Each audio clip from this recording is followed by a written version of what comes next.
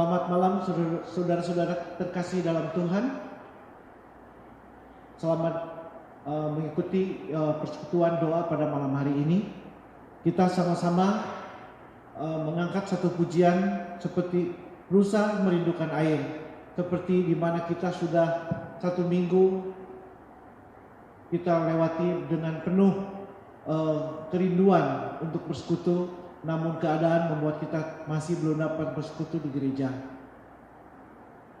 Mari kita angkat pujian seperti rusa merindukan air.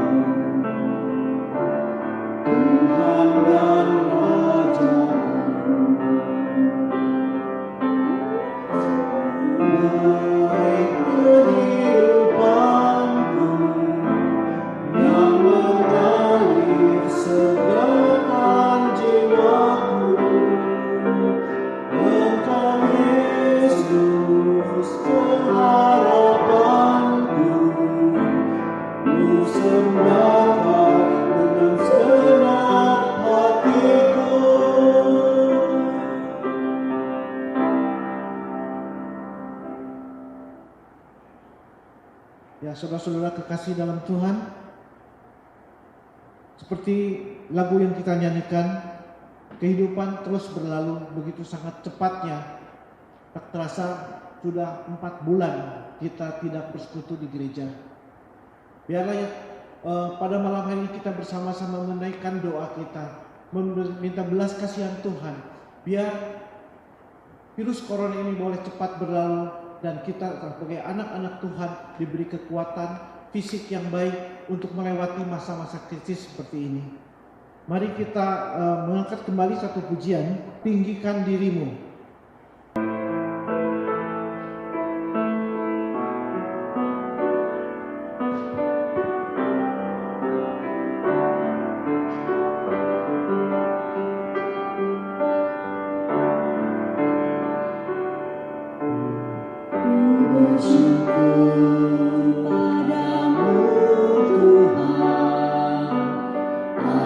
Atas kasih-Mu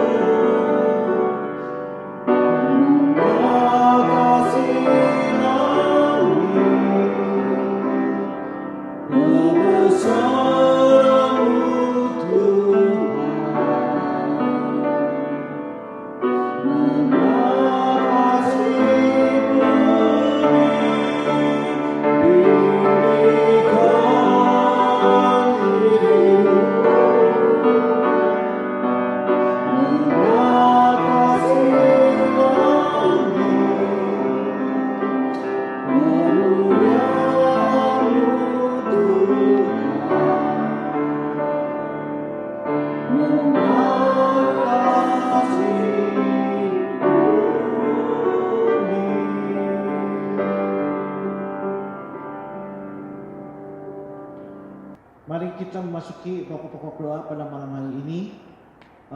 Semua akan tertera di dalam layar saudara.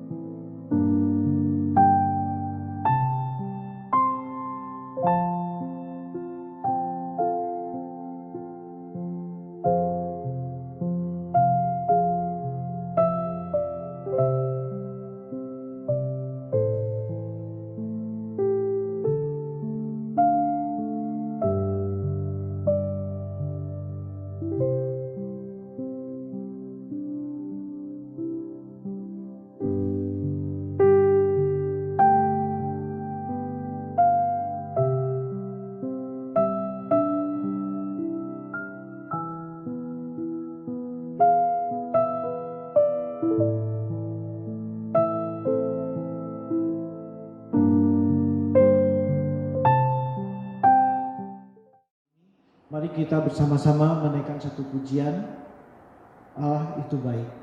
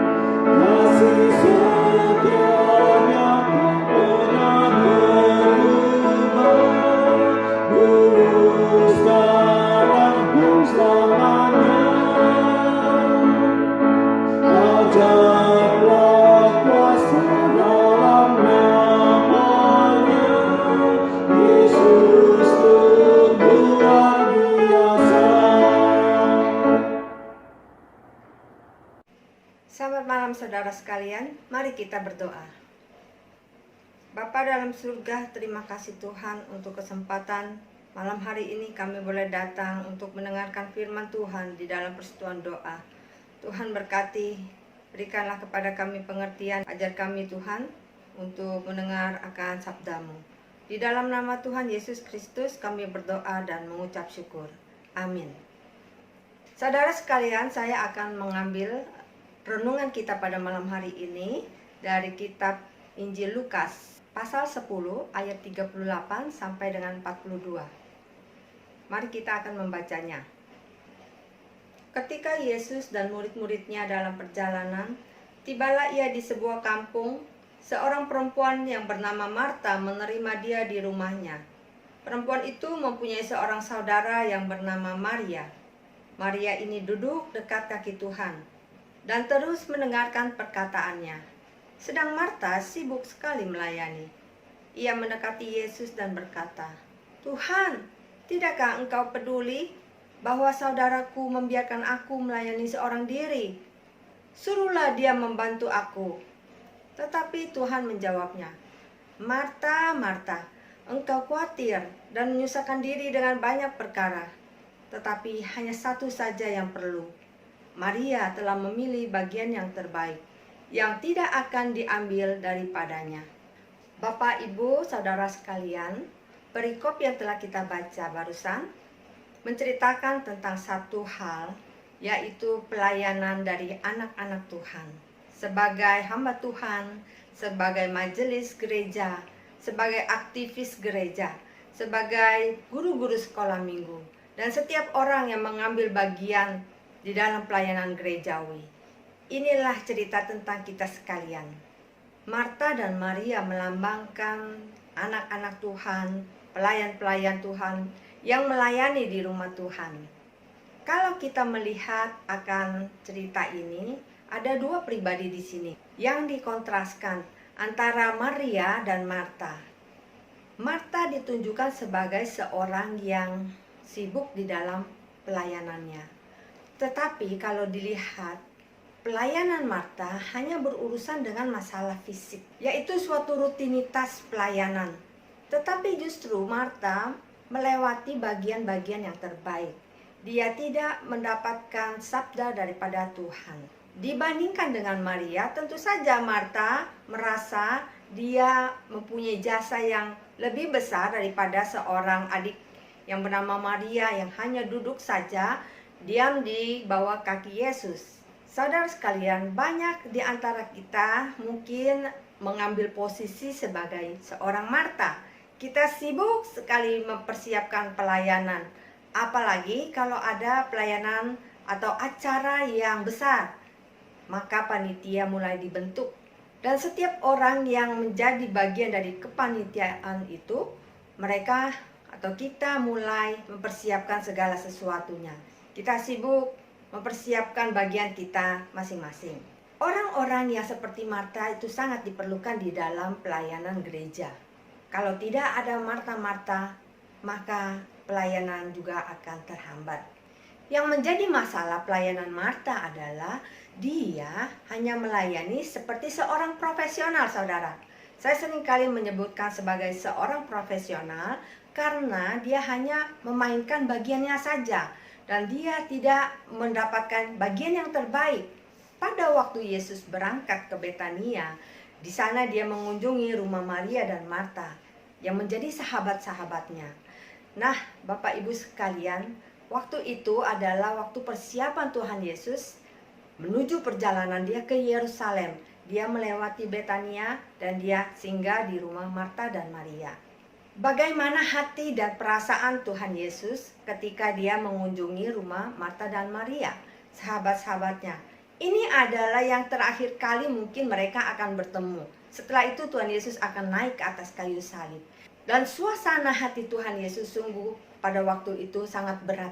Dia memerlukan sahabat-sahabat yang boleh berada di sisinya untuk memberikan kepada dia satu penghiburan, kekuatan, dan satu dukungan. Yang diperlukan Yesus bukanlah sesuatu sambutan yang meriah dengan makanan-makanan yang istimewa. Cukup baginya dihidangkan sesuatu makanan yang sederhana saja. Yang penting bagi Yesus saat itu adalah kebersamaan dia bersama dengan sahabat-sahabatnya. Mungkin ada pesan-pesan terakhir yang ingin Tuhan Yesus sampaikan. Ada pengajaran-pengajaran yang ingin disampaikannya, yang ingin dilengkapinya. Ini adalah momen yang baik bahwa kita sebagai sahabat dari orang yang akan berpergian jauh dan mungkin juga tidak akan berjumpa lagi dengan kita, yaitu kita berada di dekatnya. Duduk mendengarkan dia, mendengarkan pergumulannya dan sebagainya. Nah, saudaraku sekalian, Marta tidak memahami apa yang sedang ada di dalam pergumulan Tuhan Yesus. Tentu dia adalah seorang tuan rumah yang baik. Dia ingin menyambut Yesus seperti seorang tamu yang agung. Oleh sebab itu Marta mempersiapkan makanan yang terbaik yang bisa dikerjakannya pada waktu itu. Yang menjadi persoalannya yaitu adalah ketika dia melihat, kok Maria ini adik saya berdiam, duduk di depan. Walaupun pada masa itu saudara, tidak lazim bagi seorang perempuan duduk bersama-sama dengan kumpulan laki-laki. Andai kata pun seorang wanita ingin mendengarkan suatu pengajaran, dia tidak boleh duduk dekat-dekat ataupun satu ruangan dengan seorang laki-laki. Atau apalagi ini di kumpulan para laki-laki. Dia harus berada di belakang tirai atau di ruangan yang lain sambil seperti menguping pembicaraan. Nah, ini keadaan yang tidak lazim justru dikerjakan oleh Maria. Dia duduk satu ruangan dengan Tuhan Yesus dan murid-murid, serta mengabaikan kakaknya Marta yang sedang sibuk untuk mempersiapkan jamuan bagi tamu-tamunya. Saudara sekalian, kadang-kadang kita sebagai tuan rumah ataupun sebagai aktivis gereja, sebagai hamba Tuhan, majelis gereja ataupun sebagai guru sekolah minggu. Kalau belakangan ini di dalam ibadah online hanya beberapa orang yang mengambil bagian dalam pelayanan, setiap minggu orangnya sama, ya. Mungkin bagian rekaman ataupun bagian editing, yang khotbah, orangnya sama, saudara. Tidak banyak melibatkan banyak orang.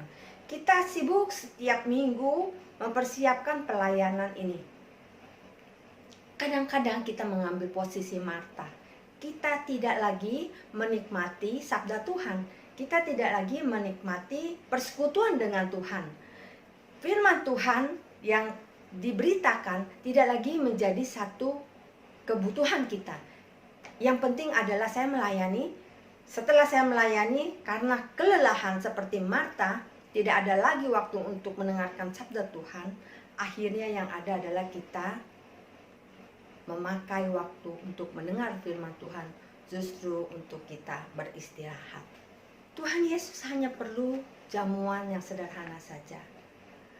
Kadang-kala kita ingin menyambut sahabat kita, ingin menyambut tamu kita dengan sesuatu yang sesuatu yang berbeda dari biasanya. Kadang-kala kita ingin menyambut sahabat kita atau tamu-tamu kita dengan satu hidangan ataupun satu acara yang tidak biasa, yang istimewa. Kita mau terlihat pelayanan kita ataupun sambutan kita spektakuler, berbeda, supaya bisa diingat. Saudara, sebenarnya apa yang kita kerjakan bukanlah untuk sahabat kita atau untuk tamu kita. Seringkali apa yang kita lakukan itu adalah untuk kepuasan diri kita. Kadang-kadang pelayanan kita adalah untuk memuaskan manusia dan ketenaran diri kita, supaya kita mendapat pujian, supaya kita mendapatkan kepopuleran. Bukan pelayanan kita ditujukan untuk Tuhan. Ketika kita sibuk mempersiapkan pelayanan kita, kita berpikir, bisakah ini diterima oleh audiens kita? Kita kehilangan sukacita mengagumi akan Allah. Kita ingin mendapatkan pengakuan, ingin dipuji orang. Tuhan hanya ingin kita datang mencari Dia, mendengarkan sabdanya. Jangan salah kaprah saudara. Seringkali pelayanan kita bukan untuk mencari sabda Tuhan, mencari apa yang menjadi kehendak Tuhan di dalam diri kita, tetapi seringkali pelayanan kita adalah untuk mencari pemuasan diri kita, ketenaran diri, dan juga untuk memuaskan audiens kita. Ketika Tuhan Yesus datang ke rumah Maria dan Marta, bayangan salib ada di depan matanya. Dia perlu waktu untuk tenang, untuk berbicara dari hati ke hati dengan sahabat-sahabatnya, bukan untuk menikmati makanan-makanan sajian yang istimewa, tetapi dia ingin sahabat-sahabatnya duduk diam bersama dengannya. Tuhan Yesus ingin kehadiran sahabat-sahabatnya sebelum dia menuju ke Golgota. Yang dibutuhkannya adalah kehadiran dari sahabat-sahabatnya. Seringkali saudara, kita mengabaikan sahabat-sahabat kita. Ketika sahabat kita sedang memerlukan sesuatu, kita tidak duduk dekat dia. Kita senang sahabat kita datang, kita mempersiapkan segala sesuatu, menyajikan segala sesuatu yang terbaik yang bisa kita sajikan. Tetapi waktunya hanya terbatas saja. Mungkin tidak lama dia bisa berkunjung. Justru kita menghabiskan waktu untuk hal-hal yang tidak diperlukannya. Sebenarnya kita hanya perlu duduk mendengarkan dia.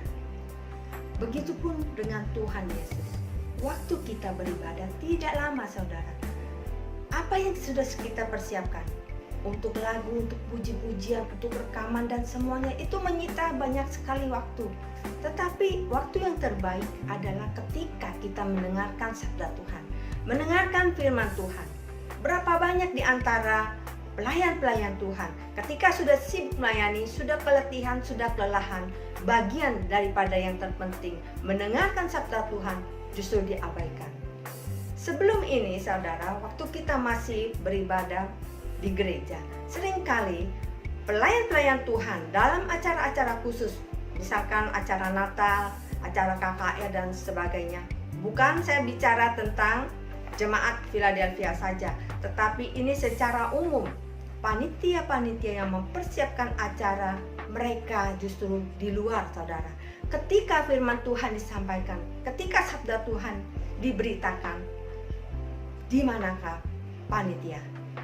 Di manakah para aktivisnya? Di manakah para pemusiknya?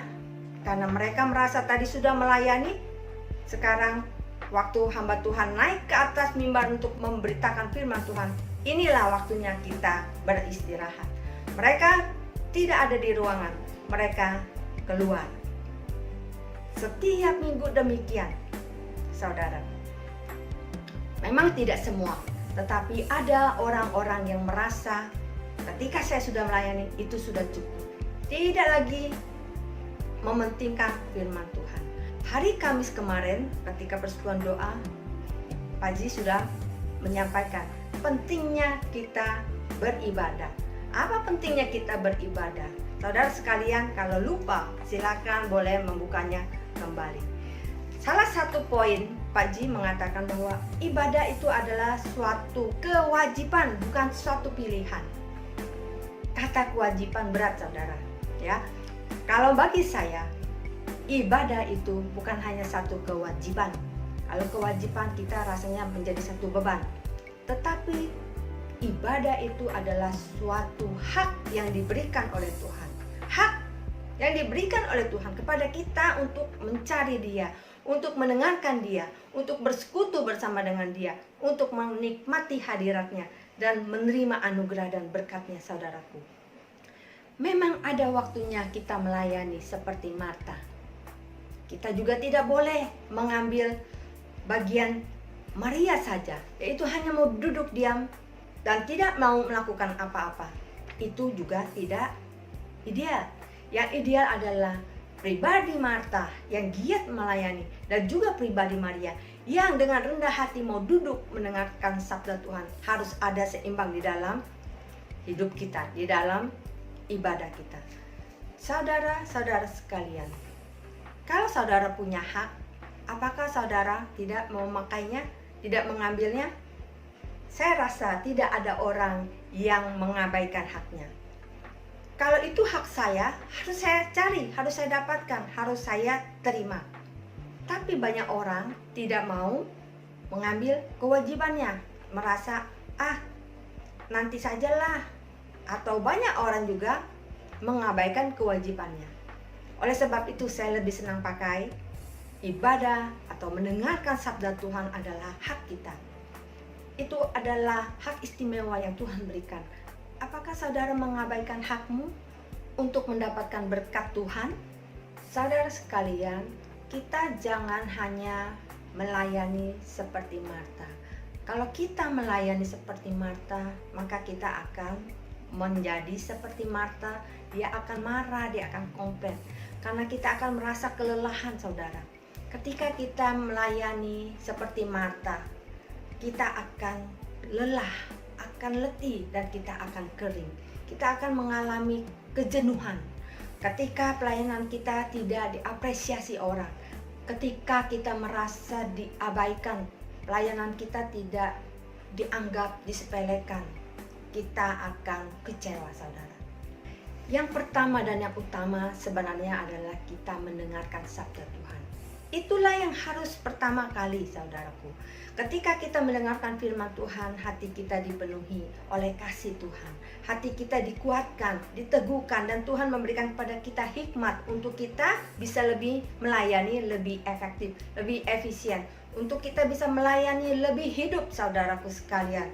Sehingga ketika banyak pergumulan di dalam pelayanan kita, kita tidak mudah kecewa. Dan kita tidak mudah putus asa. Dan kita tidak akan cepat mundur. Saudara, kalau kita melayani dengan kekuatan diri kita seperti Marta, maka kita akan berputus asa, kita akan berkeluh kesah. Tetapi kalau kita telah dibekali oleh sabda Tuhan, kita mengerti apa kehendak Tuhan di dalam hidup kita untuk kita boleh melayani Dia, maka kita bisa melakukan pelayanan kita dengan hati yang penuh sukacita, dengan semangat yang terus membara. Oleh sebab itu, Bapak, Ibu, Saudara sekalian, mari kita koreksi diri. Apakah sabda Tuhan itu penting bagi kita? Apakah kita merindukan sabda Tuhan? Merindukan firman Tuhan yang boleh mengajar kita, yang boleh membentuk kita, sehingga apapun juga persoalan di dalam kehidupan kita, baik di dalam kehidupan pelayanan ataupun di dalam kehidupan pribadi, dalam keluarga kita, kita mempunyai kekuatan karena kita telah dibekali oleh firman Tuhan, oleh sabda Tuhan. Bila di waktu yang lalu kita sebagai hamba Tuhan, sebagai aktivis kudus sekolah minggu, sebagai majelis gereja, sibuk di dalam melayani, mempersiapkan segala pelayanan ini, segala kebaktian kita, sehingga kita mengabaikan bagian yang terbaik. Ingatlah saudara, ini adalah jebakan iblis. Iblis tidak senang kita mendengar firman Tuhan yang boleh memberikan kita motivasi, kekuatan untuk apa kita melayani. Ini adalah hal yang tidak boleh kita abaikan. Ketika kita masuk di dalam jebakan iblis ini, saudara, maka akhirnya pelayanan kita berakhir dengan sungut-sungut, dengan hati yang tawar, dengan kelemahan, kejenuhan, dan akhirnya kita mengundurkan diri. Tetapi kalau kita mengambil bagian yang terbaik, merindukan sabda Tuhan, maka roh kita akan diberi kuat kuasa oleh Tuhan. Melalui sabdanya, melalui firman-Nya, kita boleh melakukan pelayanan kita dengan lebih efektif, dengan lebih baik. Saya mengajak kita semua untuk menyanyikan pujian ini. Ku rindu sabdamu, ku rindu firman-Mu. Ku rindu sabdamu, ku rindu firman-Mu, firman Tuhan Yesus yang heran dan penuh kuasa. Berfirmanlah Tuhan oleh kuasa Roh-Mu, kepadamu kami berserah.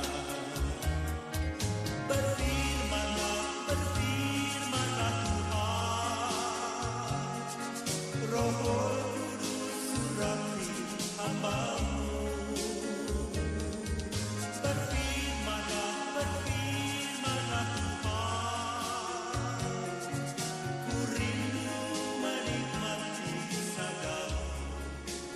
saudara, kita berdoa.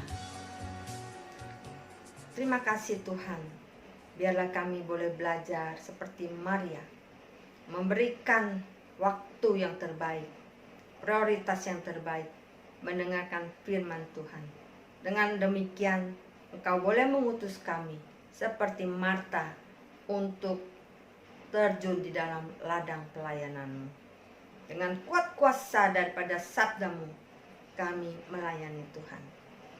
Berkatilah para aktivis di gereja kami, hamba Tuhan, majelis, guru sekolah minggu, dan setiap orang yang terlibat di dalam pelayanan ini. Tuhan, Engkau memberkati. Biarlah kami boleh rindu mencari firman-Mu, mencari hubungan yang intim, dekat dengan Tuhan, untuk kami boleh kembali diutus melayani di bagian kami masing-masing. Terima kasih Bapa. Di dalam nama Tuhan Yesus Kristus kami berdoa dan bersyukur. Amin.